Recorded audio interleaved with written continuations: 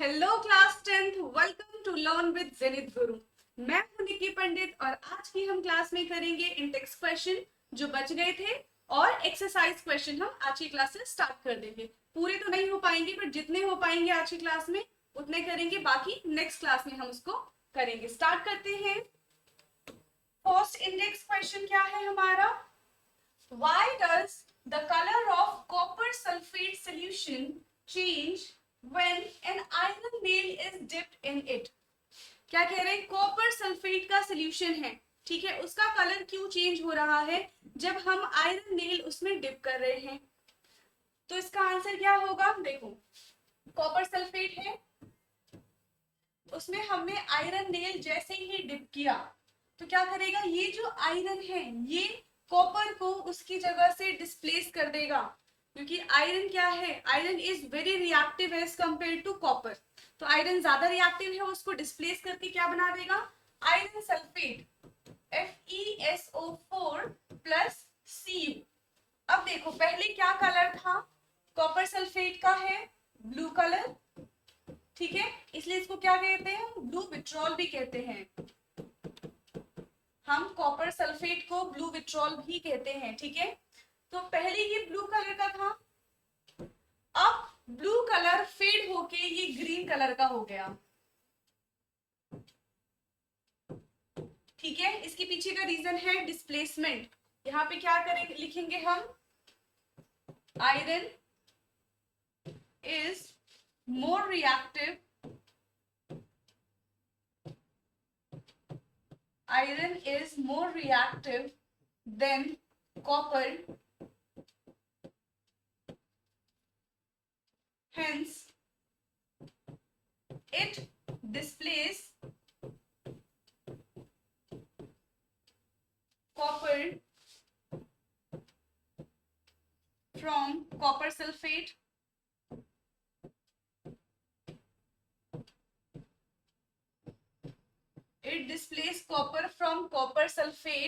and form iron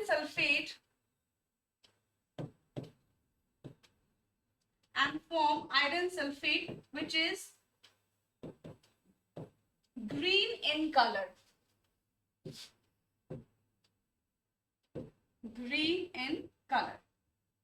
ठीक है। Displacement की वजह से क्या हुआ? कलर में चेंज आ गया। क्लियर है? चलते हैं नेक्स्ट क्वेश्चन की तरफ। नेक्स्ट क्वेश्चन है, give an example of a double displacement reaction other than the one given in activity 1.10। जो भी रिएक्शन एक्टिविटी 1.10 में दी हुई है उसको छोड़ के कोई दूसरा रिएक्शन हमको इसमें लिखना है, ठीक है। लिख देते हैं। क्या हो जाएगा? सोडियम कार्बोनेट Na2CO3 प्लस, इसमें हम और ले सकते हैं कैल्शियम क्लोराइड CaCl2 गिव्स। इसका देखो डबल डिस्प्लेसमेंट क्या है?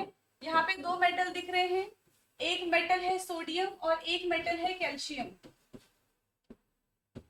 सोडियम और दूसरा मेटल है कैल्शियम। यहाँ पे ये वाला मेटल जाएगा इस जगह पे और ये वाला सोडियम आ जाएगा यहाँ पे, यानी कि मेटल ने अपनी पोजीशन को स्विच कर लिया है यहाँ पे। अब क्या बनेगा? देखो, यहाँ पे हमारा बनेगा CaCO3 प्लस 2NaCl, ठीक है। ये किसका एग्जाम्पल है? डबल डिस्प्लेसमेंट का एग्जाम्पल है, अदर देन एक्टिविटी 1.10। हमने एक दूसरी रिएक्शन इसमें लिख दिया। क्लियर है? बना क्या है उसका भी नाम लिख लेते हैं। तो सबसे पहले हमने लिया था sodium carbonate,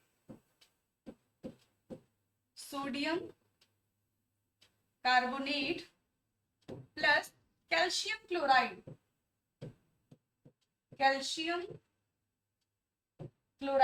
when sodium carbonate and calcium chloride react, it gives calcium carbonate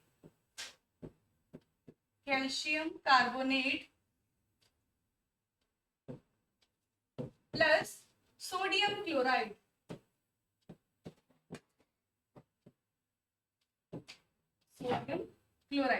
तो ये एग्जाम्पल हो गया डबल डिस्प्लेसमेंट रिएक्शन का। देखो इसको एक बार। इसके बाद हम करेंगे नेक्स्ट क्वेश्चन। नेक्स्ट क्वेश्चन है identify the substances that are oxidised and the substance that are reduced in the following reaction. दो रिएक्शन दे रखी है, इसमें बताना है कि कौन सा सब्सटेंस जो है वो ऑक्सीडाइज होगा और कौन सा जो है वो रिड्यूस होगा। तो ऑक्सीडाइज और रिड्यूस क्वेश्चन करने से पहले आपको पता होना चाहिए कि कौन कौन से ऐसे क्राइटेरिया हैं जो हमें बताते हैं कि रिएक्शन ऑक्सीडेशन की तरफ जा रहा है, और कौन से ऐसे क्राइटेरिया हैं जो बताते हैं रिएक्शन रिडक्शन की तरफ जा रहा है। तो सबसे पहले हम वो पॉइंट्स लिख लेते हैं, ठीक है, ऑक्सीडेशन एंड रिडक्शन के लिए। ऑक्सीडेशन, ऑक्सीडेशन में पहला क्या होता है? Gain of oxygen, gain of oxygen. दूसरा पॉइंट होता है हमारा loss of hydrogen, loss of hydrogen. And third point हमारा क्या होता है? यहां पे हो जाएगा हमारा लॉस ऑफ इलेक्ट्रॉन, इलेक्ट्रॉन का लॉस होना ही ऑक्सीडेशन है।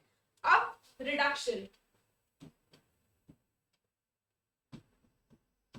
रिडक्शन में जस्ट इसका ऑपोजिट है, वहां पे था गेन ऑफ ऑक्सीजन, तो यहाँ पे हो जाएगा loss of oxygen, loss of oxygen.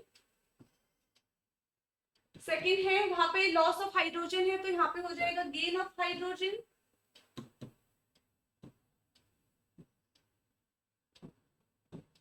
And third is gain of electron, यहाँ पे इलेक्ट्रॉन का गेन होता है, उसको हम रिडक्शन कहते हैं, ठीक है। अब इसमें बताएंगे कौन सा ऑक्सीडाइज हो रहा है, कौन सा रिड्यूस हो रहा है। पहले सोडियम अकेले है, जैसे ही प्रोडक्ट साइड में हमने देखा सोडियम के साथ आ गया ऑक्सीजन। अब अगर सोडियम के साथ ऑक्सीजन है तो सोडियम ने क्या किया, यहाँ पे ऑक्सीजन को गेन कर लिया। जब सोडियम ने ऑक्सीजन को गेन कर लिया तो वहां पे क्या हो गया, ऑक्सीडेशन। तो यहाँ पे फर्स्ट वाले में आएगा हमारा sodium Na is oxidized and form sodium oxide.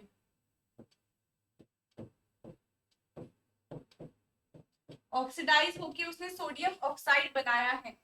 Second part है इसका, कॉपर ऑक्साइड था पहले रिएक्टेंट साइड में, प्रोडक्ट साइड जाते ही वो सिर्फ कॉपर बन गया। यहाँ पे लॉस ऑफ ऑक्सीजन हुआ है, तो इसको हम क्या बोलेंगे, रिडक्शन। तो कॉपर CuO is reduced, ठीक है, CuO copper oxide is reduced and form only copper. और उसके बाद क्या है, यहाँ पे देखो हाइड्रोजन पहले सिंगल था, लेकिन जैसे ही प्रोडक्ट साइड गया उसके पास आ गया ऑक्सीजन, उसने क्या किया, ऑक्सीजन का गेन कर लिया। तो यहाँ पे क्या हो जाएगा, एंड H2 get oxidized। तो जहां पे ऑक्सीडेशन और रिडक्शन दोनों होता है, ऐसी रिएक्शन को हम कहते हैं रिडॉक्स रिएक्शन। तो सेकंड वाला हमारा रिडॉक्स रिएक्शन भी है, ठीक है। अब है नेक्स्ट क्वेश्चन। ओके, अब हम आ गए हैं एक्सरसाइज क्वेश्चन पे। इंटेक्स क्वेश्चन हमने सारे कंप्लीट कर लिए हैं जितने भी आपकी बुक में दिए हुए हैं, ठीक है। तो एक्सरसाइज का फर्स्ट क्वेश्चन है, which of these statements about the reactions below are incorrect। हमें incorrect वाला बताना है, ध्यान से क्वेश्चन को रीड करते हैं।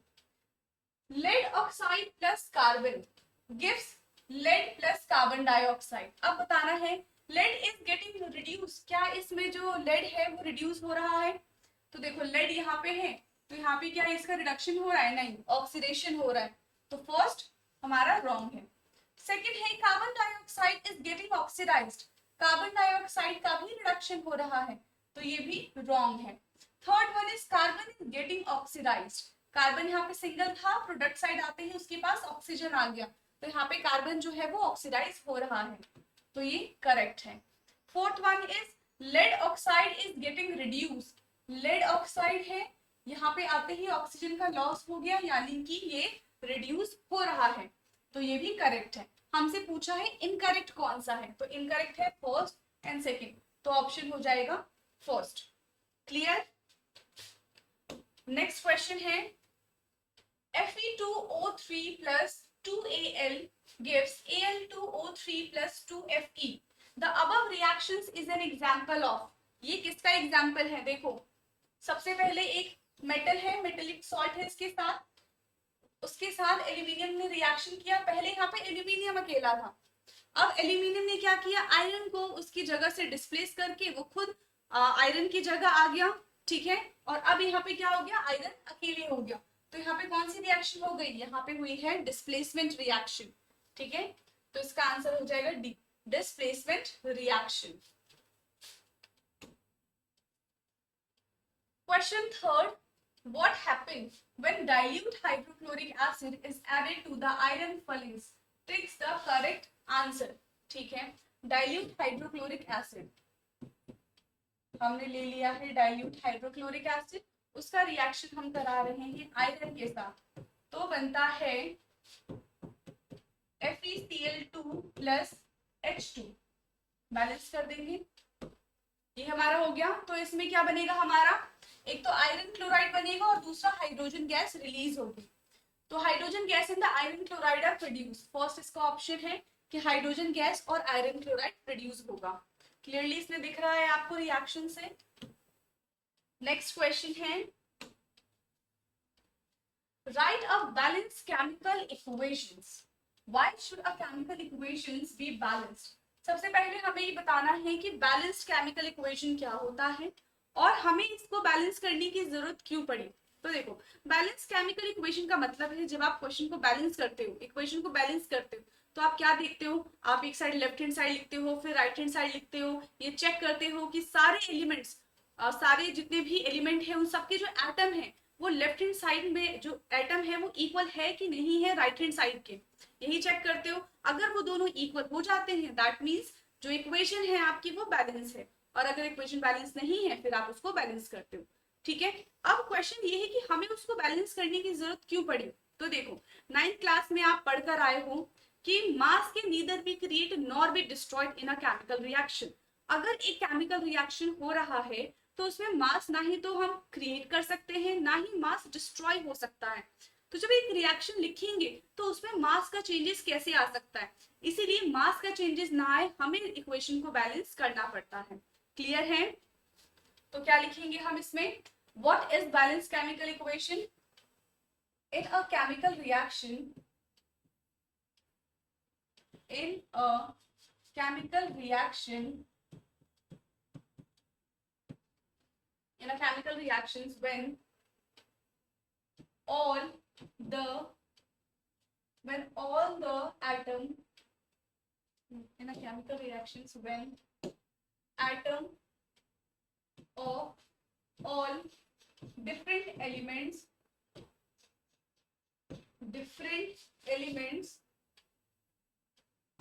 is equal on both the sides, ठीक है। in a chemical reaction when atom of all the different elements is equal on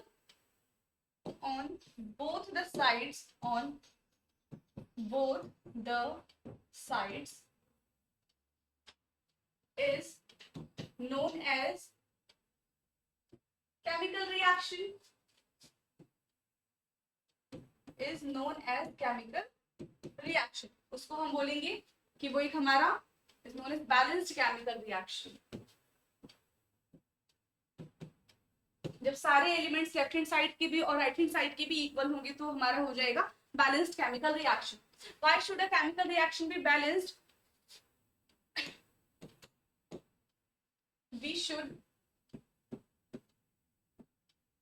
balanced chemical reaction, we should balance chemical reactions because according to conservation of mass, because according to conservation of mass, in which क्या थी theory, in which mass can neither be created, mass can neither be created nor destroyed in a chemical reaction, not destroyed, in a chemical reaction.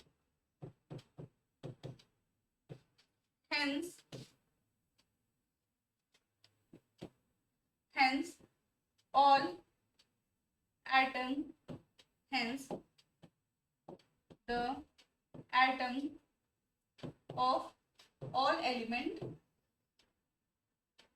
should equal on both the sides.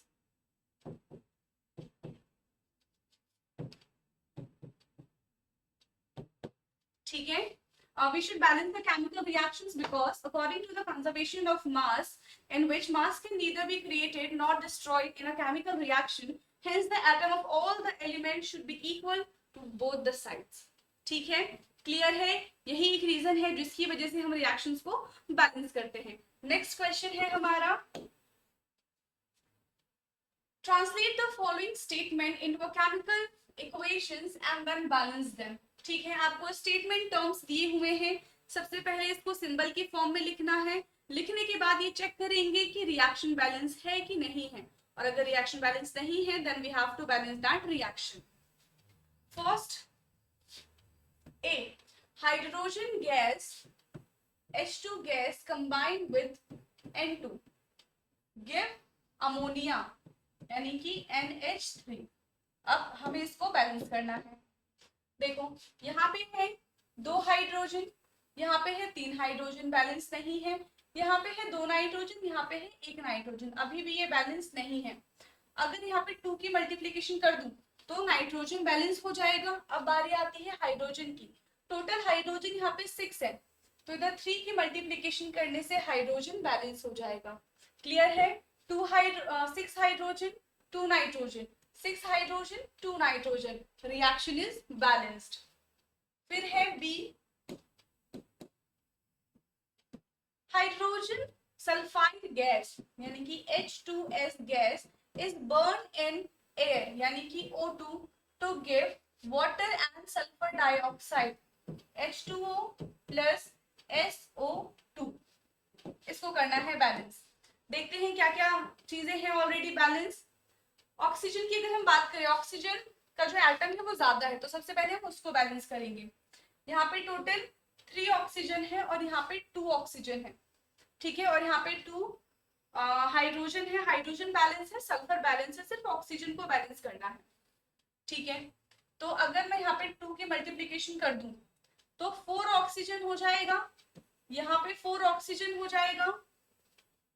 ठीक है, और यहाँ पे अगर 2 की multiplication करने की जरूरत है, अगर कर देते हैं तो देखो हाइड्रोजन 4 है, यहाँ पे भी हाइड्रोजन 4 है, ऑक्सीजन 2 + 2 4, और यहाँ पे भी ऑक्सीजन 4 है, और यहाँ पे सल्फर 2 है, तो यहाँ पे बैलेंस नहीं है. उसके लिए मुझे इधर भी मल्टीप्लीकेशन करना पड़ेगा. अब देखो सल्फर को बैलेंस करते करते ऑक्सीजन डिसबैलेंस हो गया. अब ऑक्सीजन को बैलेंस करेंगे. टोटल ऑक्सीजन कितने हो गए हमारे पास? 2 × 2 = 4 + 2 कितने हो गए? 6. तो सिंपल है, इसको 6 करना तो इजी है. यहाँ पे मल्टीप्लाई हो जाएगा 3 का. तो अभी बैलेंस रिएक्शन हो गया. देखो 4 hydrogen 6 oxygen 2 + 4 6 oxygen 2 sulphur and here is also 2 sulphur is given to you. तो ये भी रिएक्शन बैलेंस है. थर्ड सी है बेरियम क्लोराइड यानी कि BaCl2. Barium chloride react with aluminium sulphate Al2SO4 का होल थ्राइस. ये क्वेश्चन करने के लिए आपको फॉर्मूला बनाना आना चाहिए. ठीक है, फॉर्मूला बनाना सीख लो ताकि ये क्वेश्चन बहुत इजीली तरीके से हो सके, क्योंकि ऐसे क्वेश्चन तो पेपर में आएंगे ही. Aluminium sulphate gives aluminium chloride AlCl3 and a precipitate of barium sulfate. Barium sulfate यानी कि BaSO4. This is barium sulfate. अब इसको बैलेंस करते हैं. वहां पे बेरियम 1 है, यहाँ पे भी बेरियम 1 है. देखो सल्फेट है SO4, यहाँ पे एक सल्फेट है, यहाँ पे 3 सल्फेट है. एक ही साथ बैलेंस कर देते हैं. तो मैं यहाँ पे 3 की मल्टीप्लीकेशन कर दूं अगर, तो S यहाँ पे 3 है, यहाँ पे भी S3 है, ऑक्सीजन यहाँ पे 12 है, यहाँ पे भी ऑक्सीजन 12 हो गया। बेरियम को बैलेंस करने के लिए मुझे यहाँ पे 3 की मल्टीप्लीकेशन करनी पड़ेगी। अब देखो बेरियम भी बैलेंस है। अब क्या बच गया बैलेंस करने के लिए? क्लोरीन। क्लोरीन वहां पे 6 है, यहाँ पे क्लोरीन 3 है, यहाँ पे 2 की मल्टीप्लीकेशन कर दी। अब देखो यहाँ पे क्लोरीन भी 6 है और एल्यूमिनियम 2 है, यहाँ पे ऑलरेडी 2 एल्यूमिनियम हमें गिवन है। ये रिएक्शन जो है वो बैलेंस हो चुकी है। Now fourth one, potassium metal react with K plus metal react with the water to give potassium hydroxide यानी कि KOH plus hydrogen gas H2। इसको भी करते हैं बैलेंस। इसमें क्या है ये देखते हैं। एक पोटेशियम है, एक ही पोटेशियम है। हाइड्रोजन कितने हैं? यहाँ पे 2 हाइड्रोजन, यहाँ पे 3 हाइड्रोजन है। ठीक है, तो इसको बैलेंस करने के लिए क्या करना पड़ेगा? अगर मैं यहाँ पे 2 की मल्टीप्लीकेशन कर दूं, यहाँ पे 2 की मल्टीप्लीकेशन कर देते हैं। देखो 2 + 2 4 हाइड्रोजन हो गया, यहाँ पे 2 × 2 4 है। ऑक्सीजन यहाँ पे 2 है, यहाँ पे भी ऑक्सीजन 2 है, यहाँ पे पोटेशियम 2 है, तो 2 पोटेशियम करने के लिए यहाँ पे भी 2 से मल्टीप्लीकेशन कर देते हैं। हो गया रिएक्शन कंप्लीट। ठीक है, क्वेश्चन 5th डन। अब चलते हैं नेक्स्ट क्वेश्चन की तरफ। क्वेश्चन 6th है, balance the following chemical reaction, chemical equation. फिर से इसको बैलेंस करना है। इस बार क्या है, हमें स्टेटमेंट के फॉर्म में नहीं दिया हुआ है, डायरेक्टली इन्होंने सिंबल के टर्म में रिप्रेजेंट किया है, बस हमें उसको बैलेंस करना है। ठीक है, फर्स्ट है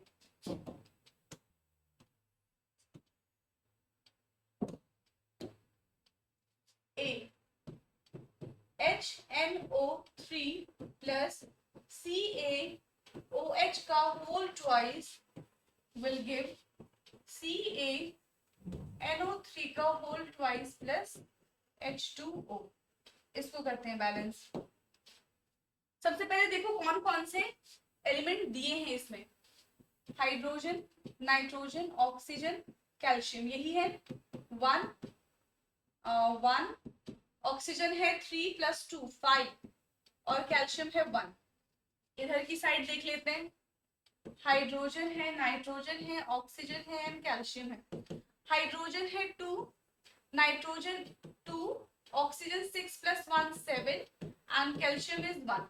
अभी ये बैलेंस रिएक्शन नहीं है, ये 7। तो सबसे ज्यादा जो एटम्स प्रेजेंट होते हैं सबसे पहले उसको बैलेंस करेंगे हम। तो यहाँ पे सबसे ज्यादा किस एलिमेंट के एटम्स प्रेजेंट है? ऑक्सीजन के। तो सबसे पहले ऑक्सीजन को बैलेंस करेंगे। ठीक है, टोटल 7 ऑक्सीजन है यहाँ पे 7 ऑक्सीजन करने के लिए क्या करना पड़ेगा? 3 और 3 है 5 6 7। यहाँ पे अगर 2 की मल्टीप्लीकेशन कर दूं मैं, तो देखो 4 + 3 7 हो जाएगा। तो यहाँ पे हमने क्या किया, ऑक्सीजन में 5 था, यहाँ पे 2 की मल्टीप्लीकेशन कर दी। ठीक है, अब देखो अब क्या बच गया, यहाँ पे कैल्शियम बैलेंस नहीं है। कैल्शियम को बैलेंस करने के लिए मुझे यहाँ पे 2 की मल्टीप्लीकेशन करनी पड़ेगी, तो कैल्शियम बैलेंस हो गया। बट NO3 जो है वो डिसबैलेंस हो गया। कैसे? NO3 अब यहाँ पे 4 हो गया। अब इसको बैलेंस करने के लिए मुझे इधर 4 की मल्टीप्लीकेशन करनी पड़ेगी। अब क्या बैलेंस नहीं है यहाँ पे? टोटल हाइड्रोजन यहाँ पे कितने हैं? यहाँ पे तो 2 हाइड्रोजन है।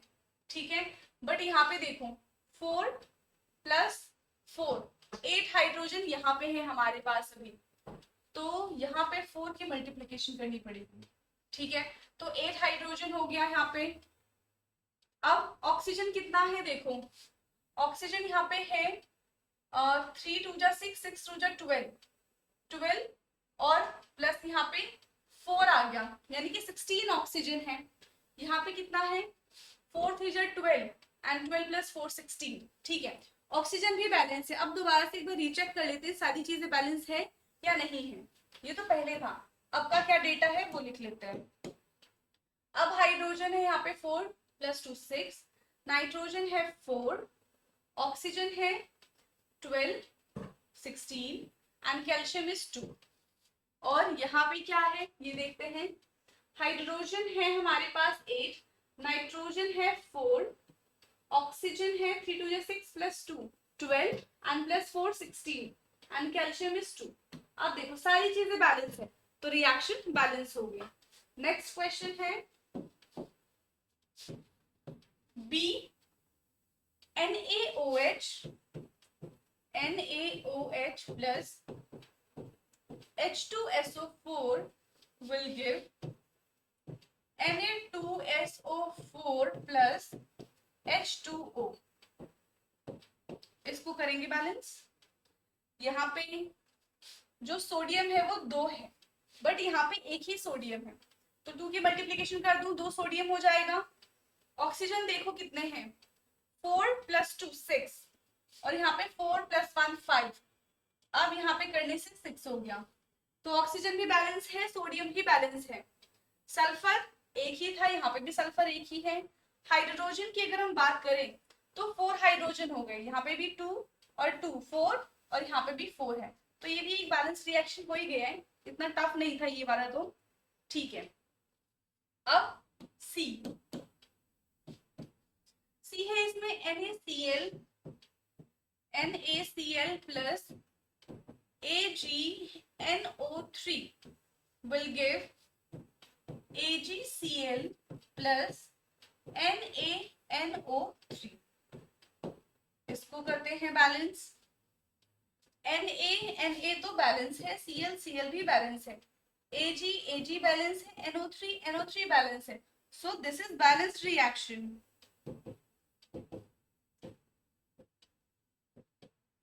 दिस इज बैलेंस्ड रिएक्शन, ये पहले से ही बैलेंस्ड है ठीक है। इसका डी पार्ट डी है BaCl2 plus H2SO4 gives BaSO4 plus HCl। इसको करेंगे अब हम। बेरियम देखो बेरियम एक है यहाँ पे भी बेरियम एक है ठीक है। क्लोरीन बैलेंस नहीं है, यहाँ पे क्लोरीन भी नहीं है और हाइड्रोजन भी नहीं है, दोनों 2 है तो यहाँ पे 2 की मल्टीप्लीकेशन कर दें तो देखो 2 हाइड्रोजन 2 क्लोरीन, यहाँ पे भी 2 hydrogen 2 chlorine, 1 barium and 1 sulphate balance हो गया। ये बैलेंस ये भी इजी था क्वेश्चन। अब चलते हैं नेक्स्ट क्वेश्चन पे। नेक्स्ट क्वेश्चन है ये भी बैलेंसिंग का ही है, अभी हम थर्ड क्वेश्चन कर रहे हैं जो बैलेंसिंग का है ठीक है। इससे आप आइडेंटिफाई कर सकते हैं कि कितना इंपॉर्टेंट क्वेश्चन है। Okay, write the balanced chemical equations for the following reactions. First है कैल्शियम हाइड्रोक्साइड यानी कि CaOH का whole twice, calcium hydroxide plus carbon dioxide will give calcium carbonate CaCO3 plus water. ये रिएक्शन है, balance करते हैं इसको। कैल्शियम एक है, यहाँ पे भी कैल्शियम एक है, कार्बन एक, ऑक्सीजन यहाँ पे 4 है, यहाँ पे भी ऑक्सीजन 4 है, हाइड्रोजन 2 तो ये भी ऑलरेडी बैलेंस्ड है। This is balanced reaction, this is balanced reaction. अगर ऐसे समझ नहीं आ रहा है तो आप लोग क्या कर सकते हो, लेफ्ट हैंड साइड पे सारे एलिमेंट्स लिख लो, फिर राइट हैंड साइड के सारे एलिमेंट्स लिख लो, उसके बाद आप उसको बैलेंस कर सकते हो ठीक है। अब B zinc Zn plus silver nitrate AgNO3 gives zinc nitrate ZnNO3 का होल ट्वाइस प्लस Ag। अब इसको करेंगे बैलेंस। ये बैलेंस नहीं है क्यों, यहाँ पे एक ही NO3 था और यहाँ पे 2 NO3 है तो यहाँ से हम आइडेंटिफाई कर सकते हैं कि ये बैलेंस रिएक्शन नहीं है। तो क्या करेंगे 2 की मल्टीप्लीकेशन कर दूं तो यहाँ पे 2 की मल्टीप्लीकेशन करने से मुझे यहाँ पे भी 2 की मल्टीप्लीकेशन करनी पड़ेगी क्योंकि 2 सिल्वर है, यहाँ पे भी 2 सिल्वर, 2 NO3 यहाँ पे भी 2 NO3, जिंक यहाँ पे भी 1 है और यहाँ पे भी जिंक 1 ही है। हो गया बैलेंस ये रिएक्शन। एक बार देखो इसको बैलेंस है कि नहीं है। इसके बाद चलते हैं हम सी पार्ट पे। सी है aluminium plus copper chloride, aluminium plus chloride यानी कि CuCl2 will give aluminium chloride AlCl3 plus Cu। अब इसको करेंगे बैलेंस। एल्यूमिनियम बैलेंस है already, copper is also balanced, chlorine यहाँ पे बैलेंस नहीं है, क्लोरीन को बैलेंस करते हैं तो यहाँ पे 3 की मल्टीप्लीकेशन करनी पड़ेगी, यहाँ पे 2 की मल्टीप्लीकेशन करनी पड़ेगी। तो देखो क्लोरीन यहाँ पे 6 हो गया, यहाँ पे भी क्लोरीन 6 हो गया, बट एल्यूमिनियम और कॉपर यहाँ पे क्या हो गया, डिसबैलेंस हो गया। अब हम उसको ठीक करेंगे। तो यहाँ पे 3 कॉपर है तो बहुत ईजी है, यहाँ पे 3 की नॉर्मल मल्टीप्लीकेशन कर दो तो किसी दूसरे एटम्स में कोई चेंजेस नहीं आएंगे। और रही बात एल्यूमिनियम की, यहाँ पे कितने एल्यूमिनियम है, 2 एल्यूमिनियम है तो यहाँ पे भी 2 की मल्टीप्लीकेशन हो जाएगी। क्लियर है, देख लेते हैं बैलेंस है कि नहीं है। 2 एल्यूमिनियम 2 एल्यूमिनियम, 6 क्लोरीन, यहाँ पे भी 6 क्लोरीन है और 3 कॉपर है, यहाँ पे भी 3 कॉपर है, बैलेंस्ड हो गया ये रिएक्शन। अब है डी पार्ट इसका। डी पार्ट में आएगा बेरियम क्लोराइड यानी कि BaCl2, barium chloride plus potassium sulphate K2SO4 will give barium sulphate यानी कि BaSO4 plus potassium chloride KCl। अब देखते हैं Ba ठीक है, Cl और K2 बैलेंस नहीं है, सल्फेट तो बैलेंस है तो नॉर्मली 2 की मल्टीप्लीकेशन करेंगे। अब दोनों साइड 2 पोटेशियम है 2 क्लोरीन है, देख लेते हैं 1Ba 1Ba, Cl2 यहाँ पे कितने हैं, 2 है, यहाँ पे भी Cl2 2 है, पोटेशियम 2 है, यहाँ पे भी पोटेशियम 2 है और सल्फर 1 है, सल्फर 1, हाइड्रोजन वो ऑक्सीजन 4, यहाँ पे भी ऑक्सीजन 4 है। हो गया ये रिएक्शन बैलेंस्ड, इजी था, इतना टफ नहीं है अभी तक। Okay, next question, question 8, write the balanced chemical equation and identify the type of reaction in each case। अब इसमें भी हमें बैलेंस करना है, बट बैलेंस करने के बाद हमें बताना है कि कौन सी रिएक्शन प्रोसीड हो रही है इसमें। ठीक है, टाइप्स ऑफ केमिकल रिएक्शन के बारे में पढ़ा होगा आपने। ठीक है, तो उसमें क्या है, अब हमें बताने कि उन सारे में से कौन सा रिएक्शन यहाँ पे प्रोसीड होगा। सो फर्स्ट है potassium bromide KBr plus barium iodide BaI2 will give potassium iodide Ki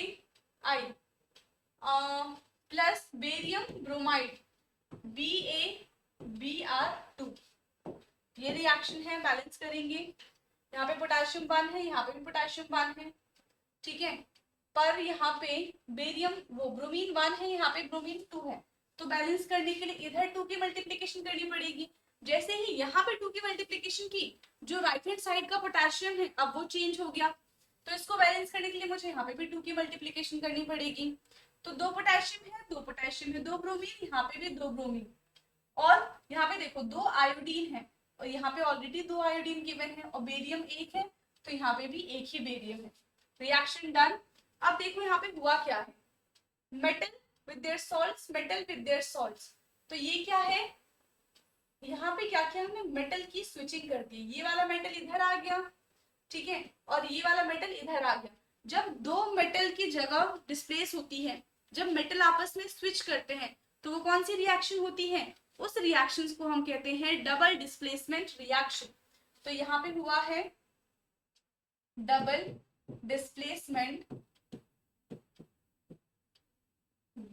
displacement reaction, ठीक है। ए है हमारा डबल डिस्प्लेसमेंट रिएक्शन। बी है जिंक कार्बोनेट यानी कि ZnCO3 प्लस, अच्छा zinc carbonate gives zinc oxide ZnO plus carbon dioxide CO2। ये तो देखने में बैलेंस लग रहा है ना, एक ही जिंक है, यहाँ पे भी एक जिंक है, कार्बन एक है, यहाँ पे भी एक ही कार्बन है, 3 ऑक्सीजन और यहाँ पे भी 3 ऑक्सीजन है, तो दिस इज ऑलरेडी बैलेंस्ड, इसमें आपको कोई भी अलग से मेहनत नहीं करनी पड़ी है, ठीक है। So this reaction is balanced, this is balanced equation. और अब मुझे बताओ ये कौन सा केमिकल रिएक्शन है। देखो एक रिएक्टेंट है इसमें, एक रिएक्टेंट का क्या किया है, सिंपल फॉर्म में ब्रेक डाउन हुआ है, यानी कि हमें दो प्रोडक्ट मिले हैं एक रिएक्टेंट से। तो ये कौन सी रिएक्शन होती है, इसको हम बोलते हैं डीकॉम्पोजिशन रिएक्शन। डीकॉम्पोजिशन रिएक्शन में क्या होता है, एक रिएक्टेंट जब टू और more than two simpler product हमको देती है तो उसको हम कहते हैं डीकॉम्पोजिशन रिएक्शन। तो ये है हमारा डीकॉम्पोजिशन रिएक्शन।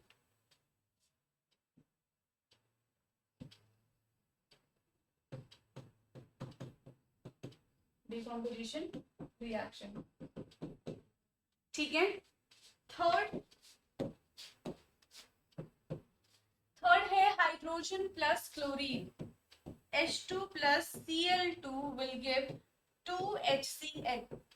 ऑलरेडी मैंने इसको बैलेंस कर दिया, अगर नहीं करना है तो पहले लिख लेते हैं HCl, अब कर देते हैं इसको बैलेंस। यहाँ पे दो हाइड्रोजन है, यहाँ पे दो क्लोरीन है, सिंपल है, 2 की मल्टीप्लीकेशन करेंगे सारी रिएक्शन बैलेंस हो जाएगी। अब ये कौन सी रिएक्शन है, यहाँ पे क्या हो रहा है, दो रिएक्टेंट आपस में कंबाइन होकर एक प्रोडक्ट दे रहे हैं, तो इस रिएक्शन को क्या बोलेंगे हम, कॉम्बिनेशन रिएक्शन, ठीक है। तो ये है हमारा कॉम्बिनेशन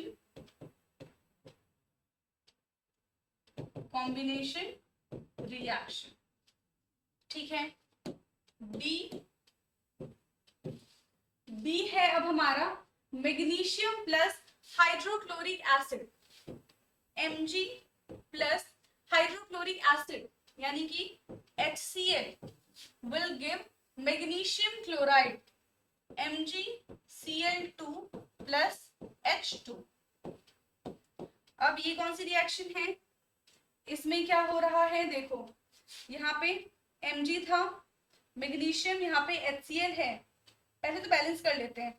इसमें 2 की मल्टीप्लीकेशन करेंगे तो 2 क्लोरीन है, 2 हाइड्रोजन है, यहाँ पे भी 2 क्लोरीन और 2 हाइड्रोजन।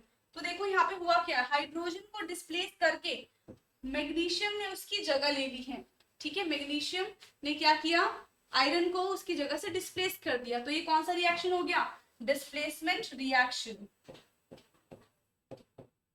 ये है हमारा डिस्प्लेसमेंट रिएक्शन, क्लियर है। देख लो इसके सारे पार्ट्स हमने कर लिए हैं कवर। अब चलते हैं नेक्स्ट क्वेश्चन की तरफ। नेक्स्ट क्वेश्चन है, what does one mean by exothermic and endothermic reaction. Exothermic और एंडोथर्मिक रिएक्शन क्या होते हैं, देखो एक्सो मीन्स होता है जहां पे एनर्जी, हीट या फिर लाइट का रिलीज हो, एक्सो मीन्स वहां पे वो रिलीज हो रही है। और एंडो का क्या मतलब होता है, जब हीट, एनर्जी और लाइट एब्सॉर्ब करते हैं तो उसको हम बोलते हैं एंडोथर्मिक, क्लियर है। इसको हम लिख लेते हैं एक्सोथर्मिक एंड एंडोथर्मिक को,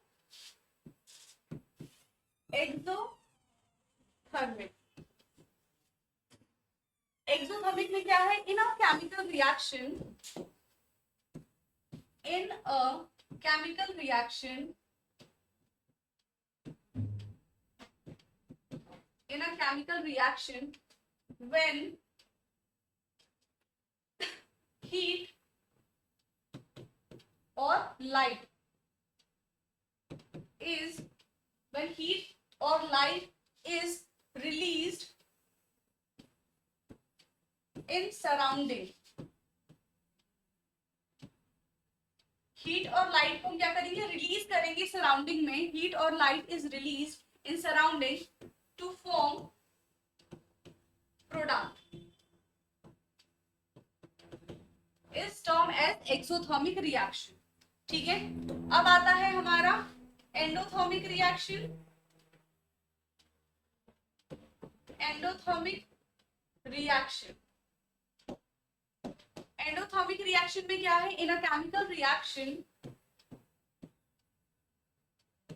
इन a chemical reaction when heat या फिर लाइट इट एब्सॉर्ब, हीट और light is absorb from surrounding, heat or light is observed from surrounding to form product, to form product। तो इसको हम कहते हैं एंडोथर्मिक रिएक्शन, ठीक है। इसका एग्जांपल क्या होगा, एग्जाम्पल है हमारा एक्सोथर्मिक रिएक्शन का।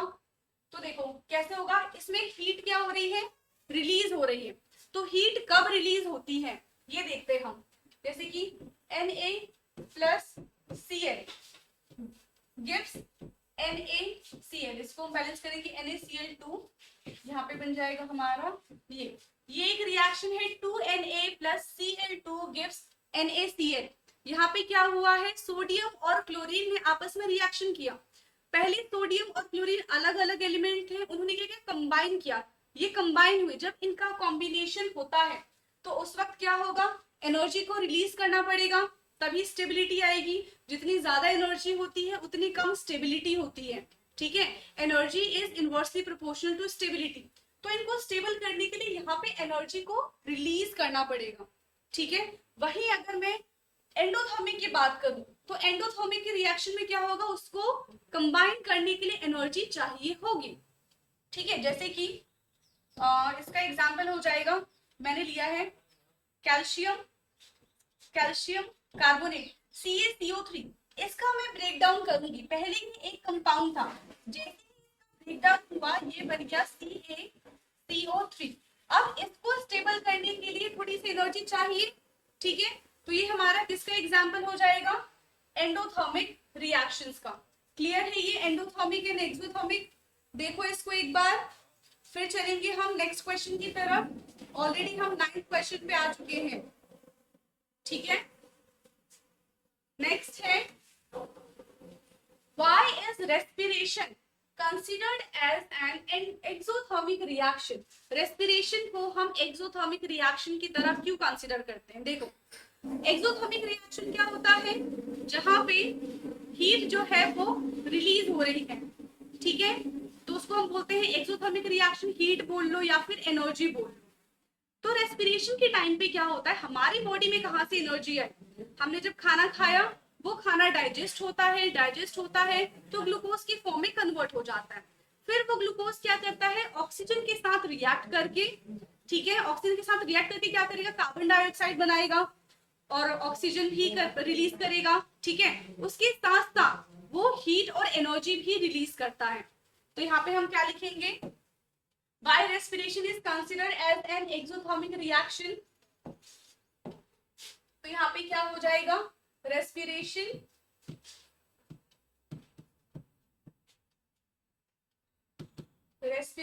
is considered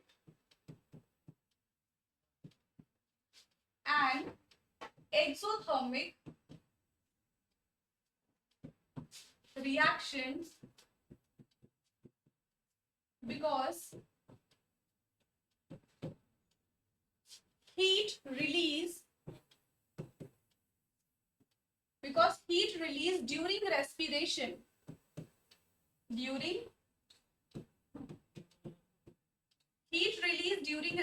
रेस्पिरेशन के टाइम पे हीट रिलीज होता है। कैसे हीट रिलीज होता है और वो हीट आया कहां से हमारी बॉडी में।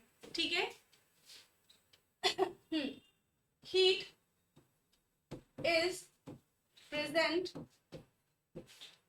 in our body when we obtain food। Heat कहां से आएगा, जब हम फूड ऑब्टेन करेंगे। ठीक है, and when food digest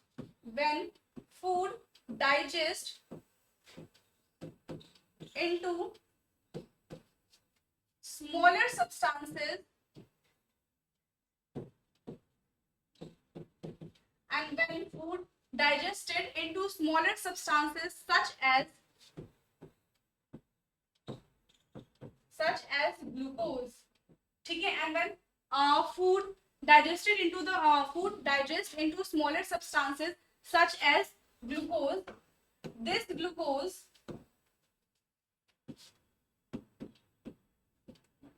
react with oxygen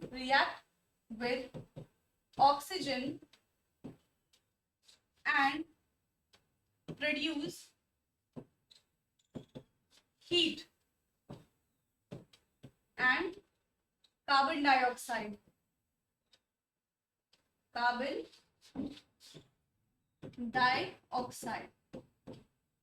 ठीक है, जैसे ग्लूकोज का क्या फॉर्मूला है, C6H12O6। इसके साथ क्या हुआ, C6H12O6 के साथ जैसे ही ऑक्सीजन ने रिएक्ट किया O2, ये हमारा बन जाएगा CO2 plus H2O plus heat. इसको कर देते हैं बैलेंस, 6 आएगा यहाँ पे भी 6 आएगा। देखो बैलेंस है कि नहीं है, 6 कार्बन और यहाँ पे है 6 प्लस 6 12 ऑक्सीजन है यहाँ पे भी 12 ऑक्सीजन हो गया, नहीं 12 नहीं हो गया यहाँ पे हमारा, हाँ ठीक है 18 ऑक्सीजन हो गया दोनों साइड, हाइड्रोजन 12 है तो हाइड्रोजन 12 हो गया। ये हमारा एक बैलेंस रिएक्शन हो गया। ठीक है, इससे हमें आइडेंटिफाई कर सकते हैं कि जो रेस्पिरेशन प्रोसेस है वो कैसा प्रोसेस है, एक्सोथर्मिक प्रोसेस है, क्योंकि यहाँ पे हीट का रिलीज हुआ है, हीट यहाँ पे रिलीज हुआ है। ओके, अब चलते हैं नेक्स्ट क्वेश्चन की तरफ। नेक्स्ट क्वेश्चन है हमारा question 11। Why are decomposition reactions called the opposite of combination reaction? Write equation for these reaction. क्या है, decomposition reactions and the combination reaction, वो एक दूसरे से opposite क्यों है?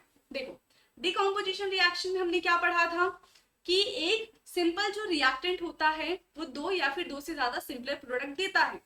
वहीं जो कॉम्बिनेशन रिएक्शन का जो स्टेटमेंट था वो क्या कहता है कि दो या फिर दो से ज्यादा रिएक्टेंट आपस में कंबाइन होके एक सिंगल प्रोडक्ट देते हैं।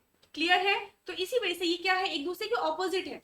जो रिएक्टेंट से प्रोडक्ट बना रहा है दूसरे वाले में वही प्रोडक्ट से रिएक्टेंट बन रहा है, एक दूसरे का ऑपोजिट। ठीक है, तो यहाँ पे सबसे पहले हम डिकम्पोजिशन रिएक्शन लिख लेते हैं।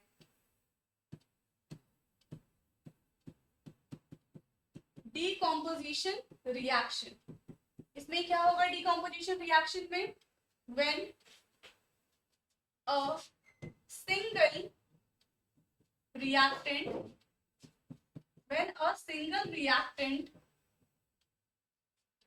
breaks down,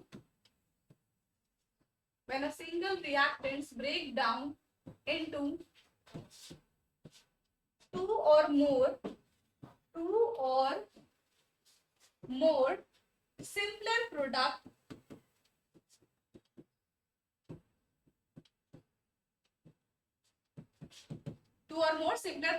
उसको हम कहते हैं डिकम्पोजिशन रिएक्शन।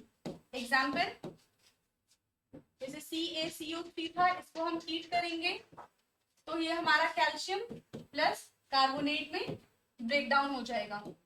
वहीं अगर हम कॉम्बिनेशन रिएक्शन की बात करें, कॉम्बिनेशन रिएक्शन, तो इसमें क्या होगा, when two or more reactant combine to form a single product,